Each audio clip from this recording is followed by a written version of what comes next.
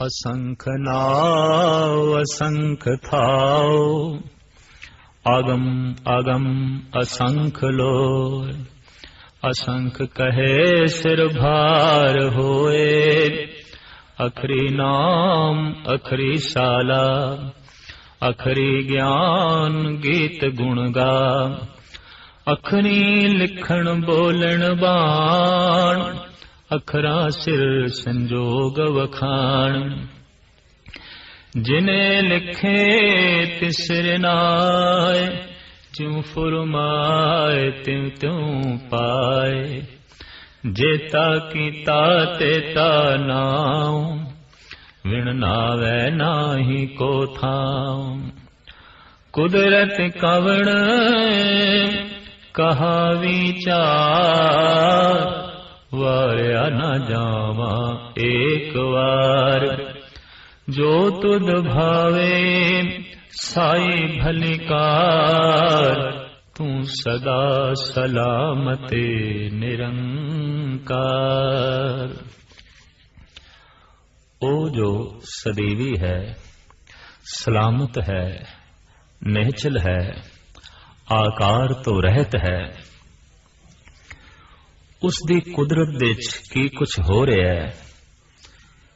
कुदरत कौन कहां विचार दियां चार पौड़ियां विच मेरे पातशाह विचार पेश कर रहे ने। कुदरत दी गल आखदे आया नाल ये भी आख रहे ने कि मैं कौन हाँ कुदरत दी विचार कर सकां। मनुख दे कोल सोच शक्ति है, बोलना है, लेकिन सोच शक्ति ते बोलन विच पूर्ण रूप विच कुदरत नूं ढालिया नहीं जा सकदा। इस वास्ते मेरे पातशाह कहंदे ने कि मैं कौन हाँ कुदरत दी विचार कर सकां।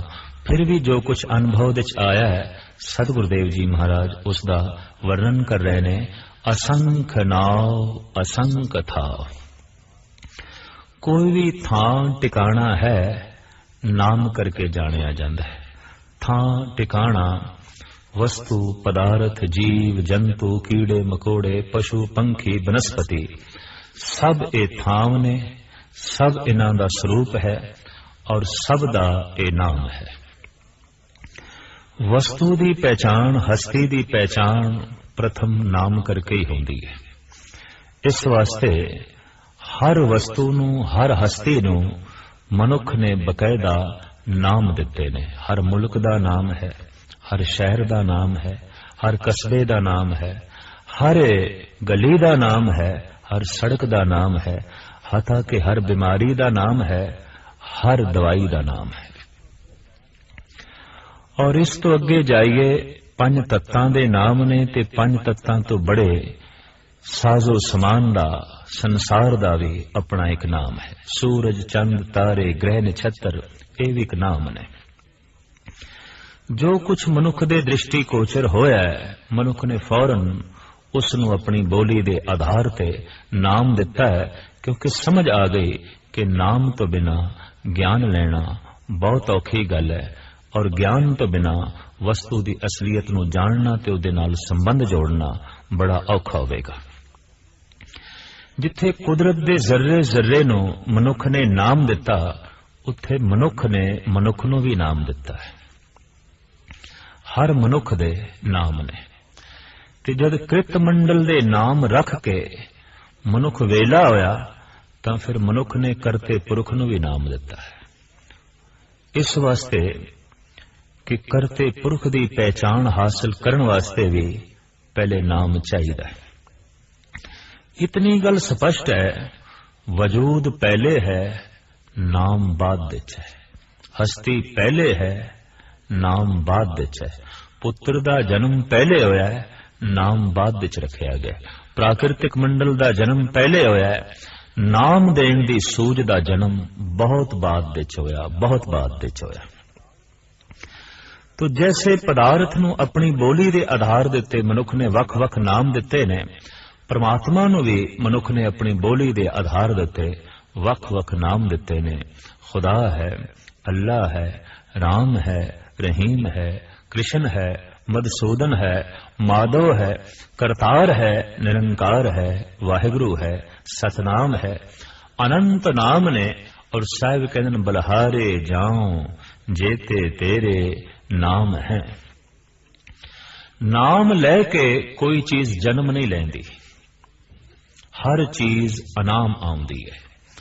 इस वास्ते गुरु गोबिंद सिंह जी महाराज कहते ने कि परमात्मा उंज ते अनाम ही है, अनाम है, अठाम है, उदा कोई निश्चित थां नहीं, व्यापक है और उसका कोई निश्चित नाम नहीं। कोई दावे नाल नहीं कह सकता वो सिर्फ अल्लाह है, राम नहीं है, सिर्फ राम है, माधव नहीं है, सिर्फ माधव है, गौड़ नहीं है। तो अनंत नाम ने, बेशुमार नाम ने मनुख ने अपनी बोली दे आधार दिते, उसनू नाम दिते ने। और किन्ने क नाम ने पदार्थ दे, जद पदार्थ ही सारे दा सारा नहीं गणिया जा सकता, अनंत है। इस वास्ते साहब कहते ने कि नाम भी अनंत ने, असंख नाव असंख था, अनेक ही टिकाणे ने। अनंत पसारा है, आगम अगम असंख लोए, अनंत ऐसे दीप लो ने, खंड ने, जो मनुख दी सोच मंडल दे च भी अजे नहीं आ सके। अनंत सूरज ने जिसनू अजे विज्ञानक नहीं देख सके।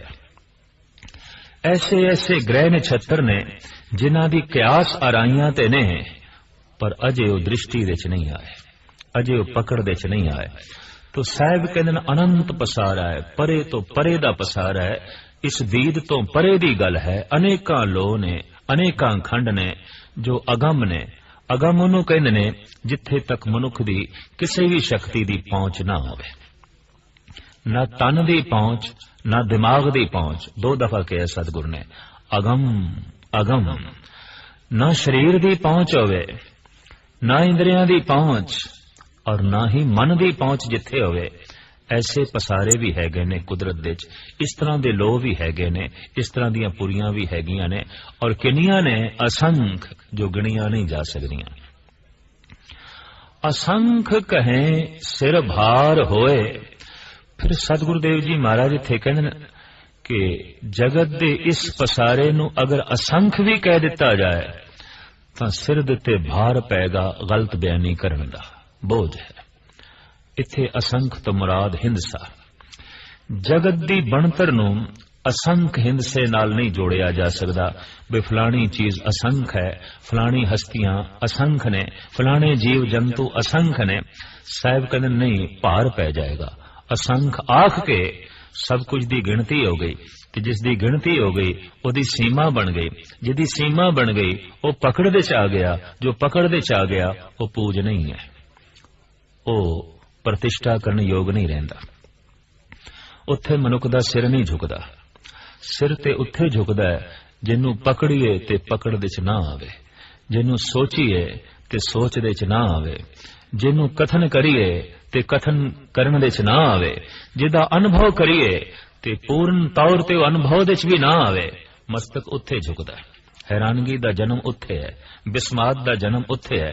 तो साहिब कहंदे ने इस पसारे नू असंख कह देण नाल भी सिर दे उत्ते गलत बयानी करन दा बोझ पवेगा, भार पवेगा। असंख कहें सिर भार होए, अखरी नाम अखरी साला। फिर भी सतगुरुदेव जी महाराज फरमान करदे ने ये ते ठीक है कि उन्होंने असंख गिनती दे विच हिंसे दे च नहीं लिया जा सकता। फिर भी मनुख जगत दे च पसारे दा ज्ञान देंदा है, लैंदा है, विचार वटांदरा करदा है और कथनी करदा है परमात्मा दी भी। तो कथनी करन लगिया मूल गल जिहड़ी है ओए कि अक्षर चाहिए ने, आवाज नू अक्षर चाहिए ने। पशुओं को आवाज है, अक्षर नहीं ने। इस वास्ते पशु बोल के सिर्फ अपनी होंद दा ज्ञान दे सकता है। बई हाँ, ये गिद्दड़ बोल रहा है, ये शेर गरज रहा है, ये कोयल बोल रही है, ये बुलबुल चहचहाट कर रही है, ये चिड़ियां बोल रही ने। तो जिस वक्त कोई पशु या पंछी बोलता है, बोल के अपनी होंद दा ज्ञान देंदा है, लेकिन कोई भी पंछी अपने बोल राही अपनी आवाज राही दूजे तीजे का ज्ञान नहीं दे सकता, चौथे पंजवें का ज्ञान नहीं दे सकता। सिर्फ मनुख है कि उन्हों पूछिए तू कौन है तो दस देंदा है, मैं कौन हाँ, मेरी जात की, मेरा मजहब की, मैं आया किथों हाँ, मैं जाना किथे है। जिथे मनुख अपने संबंध च दस सकता है, परिवार के संबंध भी दस सकता है, संसार के संबंध भी दस सकता है और निरंकार के संबंध भी दस सकता है। एक महान दात परिपूर्ण परमात्मा ने सिर्फ मनुख की झोली च पाई है, वो हैगे ने अक्षर, आवाज नूं जो अक्षर मिल गए। ते गुरु ग्रंथ साहब जी महाराज की बाणी का फैसला अखर अंदर त्रिभुवन धारे, तीन लोकां दा ज्ञान अक्षरां दे विच है। मनुख दी दुनिया दे चों अखर कढ़ दे गए ते मनुख ते पशु दे च कोई फर्क रह नहीं जाएगा।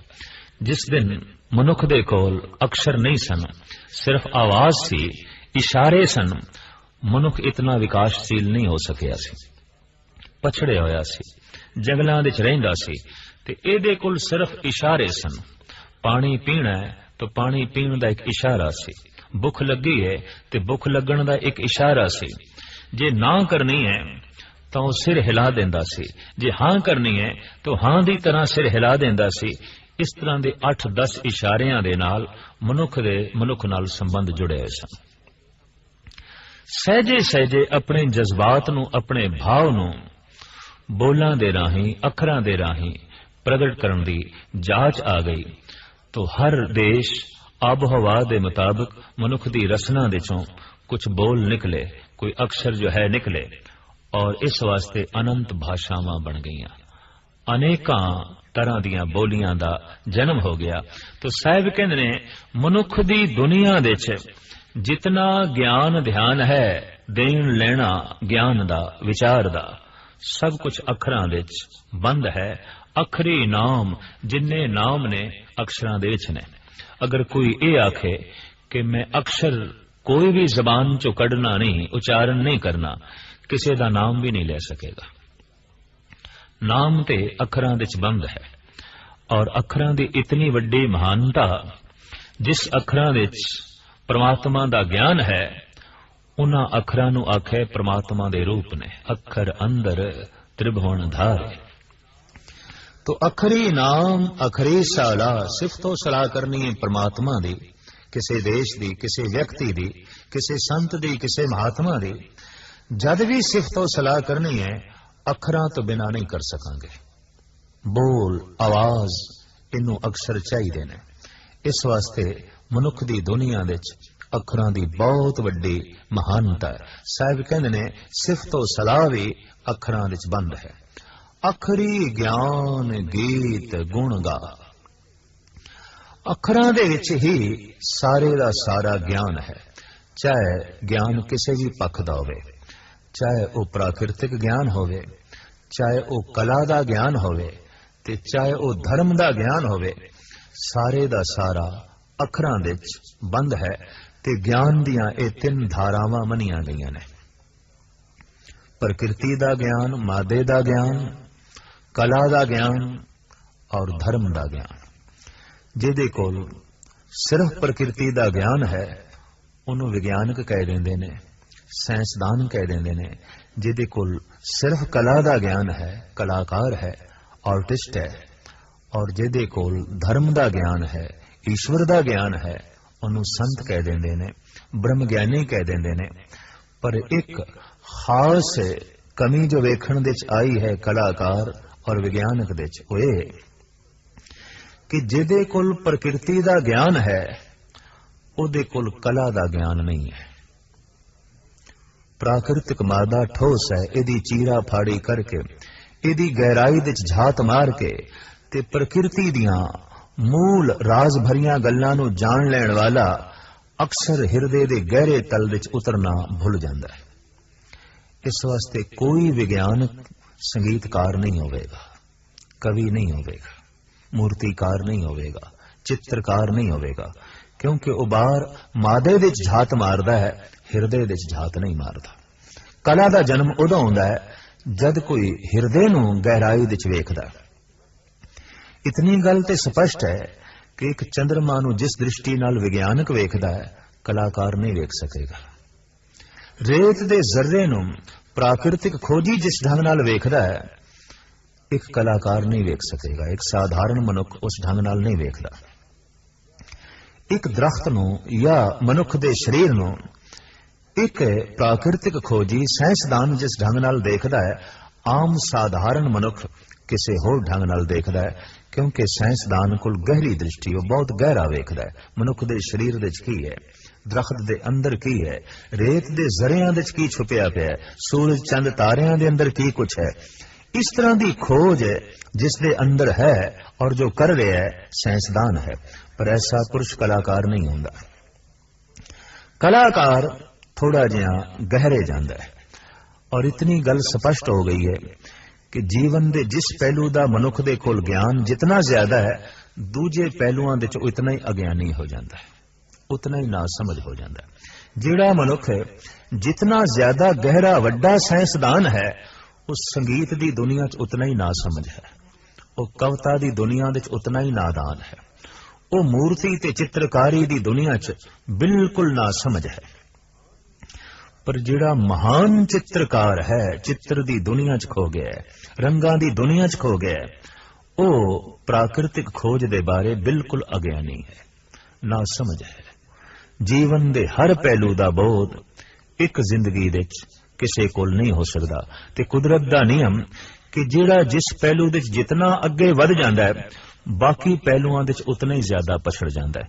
असीं देखदे हां आम रोजमर्रा जिंदगी दे कि जो धन दी दुनिया दे बहुत अगे निकल जांदे ने, बहुत अगे निकल जांदे ने, धर्म दी दुनिया दे अक्सर पछड़ जांदे ने, अक्सर पछड़ जांदे ने।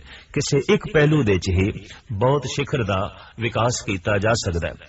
तो प्राकृतिक खोजी कलाकार नहीं है, ते कलाकार साइंसदान नहीं है, विज्ञानक नहीं है। ते तीसरा जिहड़ा खोजी है धर्म दा खोजी, परमात्मा दा खोजी। जिसने परमात्मा की खोज कर ली है, संत है, ब्रह्म ज्ञानी है, वो कलाकार भी होवेगा, प्राकृतिक खोजी भी होवेगा। इसी वास्ते संत जना ने परमात्मा की गल गीत दे च आखी है, संगीत दे च आखी है, जो एक कला है। सड़े देश दे तमाम श्रेष्ठ भगत गीत दे विच बोले ने, संगीत दे विच बोले ने। कुरान भी गीतां दे राही नाजल होई है, गीता भी गीत दे राही प्रगट होई है, वेद भी गीता दे राही प्रगट होए ने। गुरु ग्रंथ साहब जी महाराज दी सारी बाणी गीत है, प्रभु गीत है। नानक भौजल पार परे जो गावे प्रभ के गीत। सतगुरु का तो ऐसा कहना है कि भौजल तो पार होण लई गीत चाहिए ने, संगीत चाहिए ने। परमात्मा दे मार्ग ते चलना है, कोई रोंदे पिटदे होए नहीं, गीत संगीत दे नाल चलना है उस दे मार्ग ते।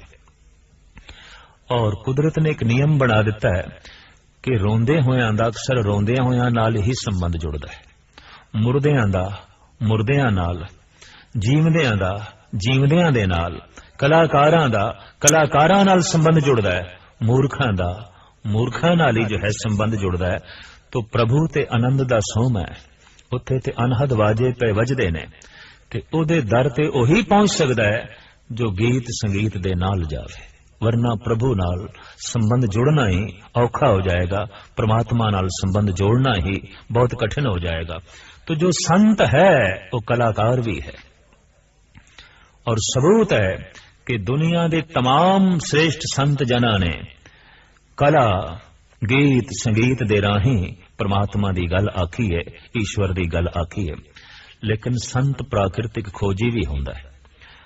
प्राकृतिक मंडल दे संबंध दे, संसार दे संबंध दे, मादे दे संबंध दे जैसियां गहरियां गल्लां संत जना ने आखियां ने, अजोका विज्ञानक उसनूं रद्द नहीं कर सकिया, उन्होंने मिटा नहीं सकिया। गुरु नानक देव जी महाराज दा ये मूल ख्याल कि सब तो पहले अरबां खरबां साल तक धुंध ही धुंध सी, गैस ही गैस सी, कुछ नहीं सी। वो धुंध पानी बनी, फिर पानी दे जीवन बनया, ਉਹ जीवन विकास कर करके पशु पंखी बनया और ये विकास चलता रहा। आखिर इस पड़ाव तक पहुंचया जिसनों मनुख कहते ने। गुरु नानक देव जी महाराज की इस विचारधारा नूं अजोकी साइंस रद्द नहीं कर सकी कि धुंध अरबां खरबां साल तक नहीं सी, धुंध ही सी। अरबत नरबत धुंधु कार, अरबां खरबां साल तक धुंध ही धुंध सी, गैस ही गैस सी। और फिर गुरु अर्जन देव जी महाराज कहते ने, घटंत दीपं घटंत रूपं घटंत रव सस निखत्र गगनन।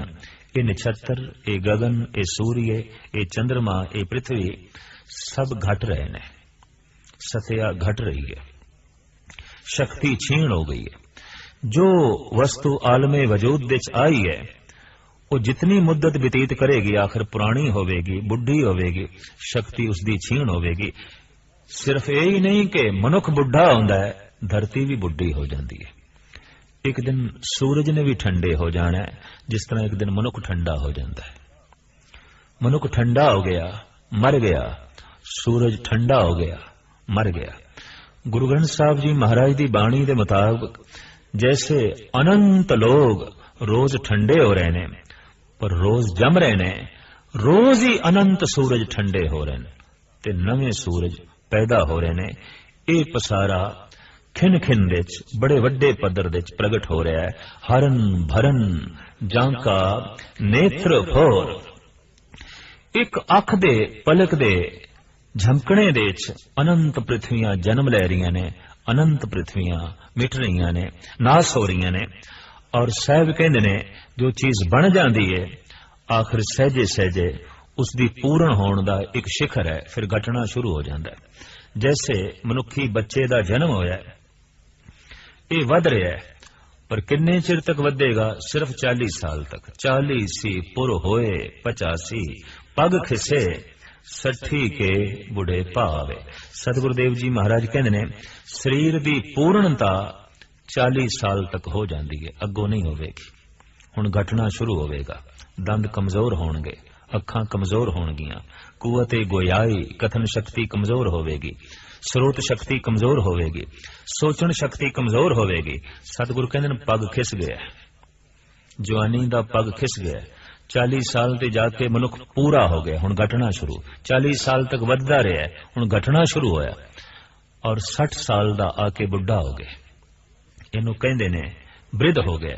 तो जो चीज जन्म लेंदी है, पहले उसका बचपन है, फिर उसकी जवानी है, फिर उसका बुढ़ेपा है, फिर उसकी मौत है।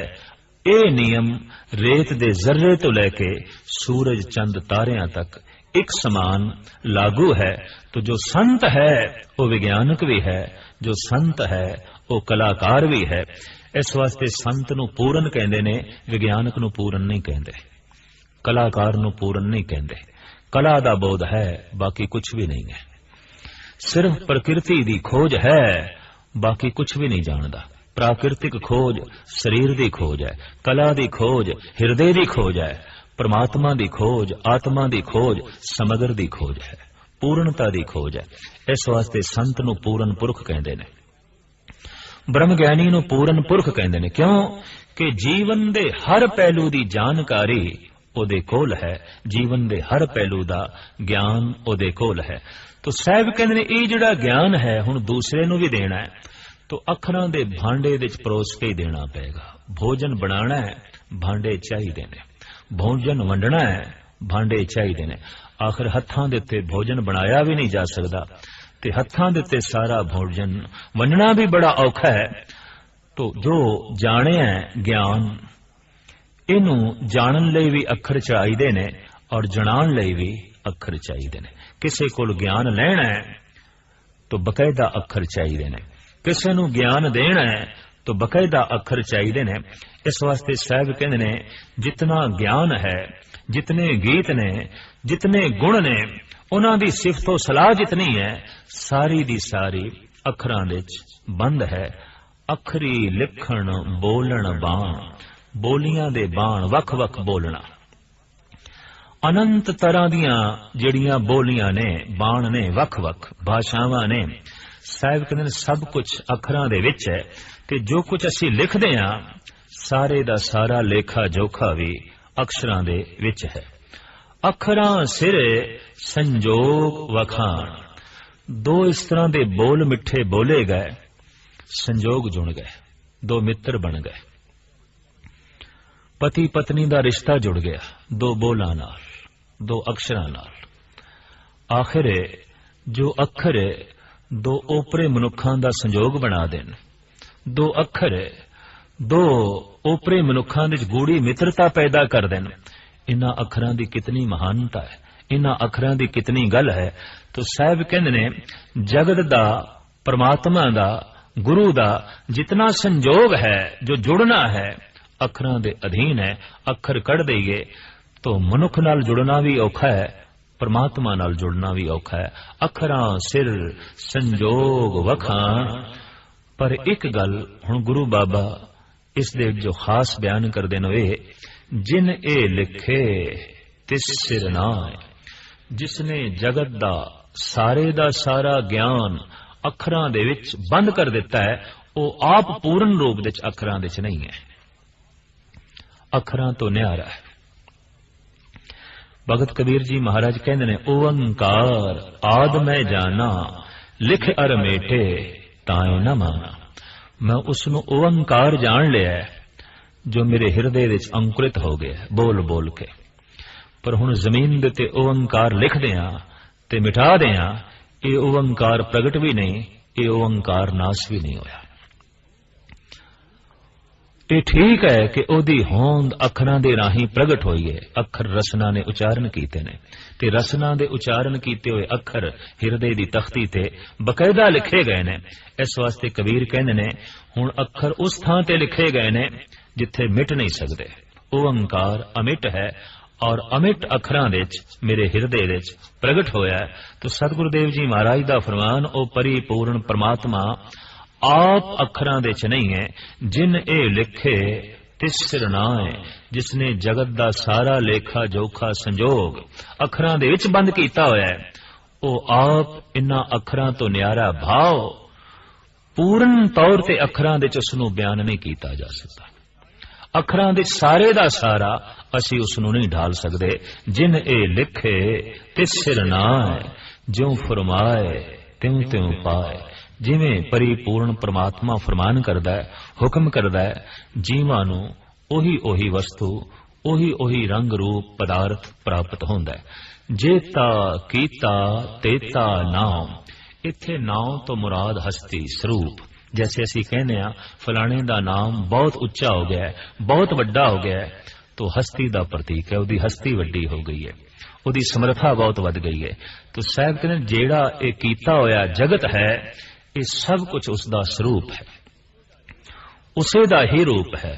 विण ना में ना ही को थां, उसदे स्वरूप तो बिना कोई भी ऐसी थां नहीं जिथे असी कह सकीए इत्थे रब नहीं है, इत्थे ईश्वर नहीं है। वो व्यापक है, संपूर्ण है, उसे दी जोत विद्यमान है। कुदरत कवन कहा विचार। फिर सतगुरुदेव जी महाराज कहते मैं कौन हाँ कि कुदरत दी विचार कर सका। वारिया ना जावा एक बार, मैं तो इतनी समर्था भी नहीं रखता कि एक दफा उस परम शक्ति तो वारने चला जावा, सदके हो जावा। जो तुद भावे साई भली कार। हे अकाल पुरख, वो सब कुछ भला है जो कुछ तेनू भावंदा है, जो तू कर रहे हैं अपनी रजा दे मुताबिक सब ठीक है, सब सही है। तू सदा सलामत निरंकार, तू सदैवी है, हमेशा है, सलामत है, आकार तो रहत है। कुदरत दी ए विचार 4 पौड़ियां दे साहिब श्री गुरु नानक देव जी महाराज अपने अंदाज अपने ढंग नाल जगत दे सामने रखते ने। और इन्हां 4 पौड़ियां दे कुदरत दी झलक वेखदियां वेखदियां वाकई मनुख बिस्माद होके कुदरत दे मालिक कादर दा दृश्य वेख लैंदा है, कादर दी झलक वेख लैंदा है। सतगुर रहमत करन कि 4 पौड़ियां कुदरत दे विच सानू कादर दी झलक महसूस होवे। करते कुदरती मुश्ताक, हे करते पुरख तेरी झलक मैनू कुदरत दे चो मिलदी है। हे परिपूर्ण परमात्मा पदारथ दे भी मैं तेरी झलक वेखदा। हे कादर ਕੁਦਰਤ ਦੇ ਵਿੱਚ ਵੀ ਮੈਂ ਤੇਰਾ ਸਰੂਪ ਵੇਖਦਾ। ਔਰ ਇਹ ਪੰਕਤੀ ਸਾਰਥਕ ਹੈ ਕਿ ਜੇਤਾ ਕੀਤਾ ਤੇਤਾ ਨਾਉ, ਜਿਤਨਾ ਵੀ ਕੁਝ ਬਣਿਆ ਹੈ ਉਸੇ ਦਾ ਹੀ ਸਰੂਪ ਹੈ, ਉਸੇ ਦਾ ਹੀ ਸਰੂਪ ਹੈ।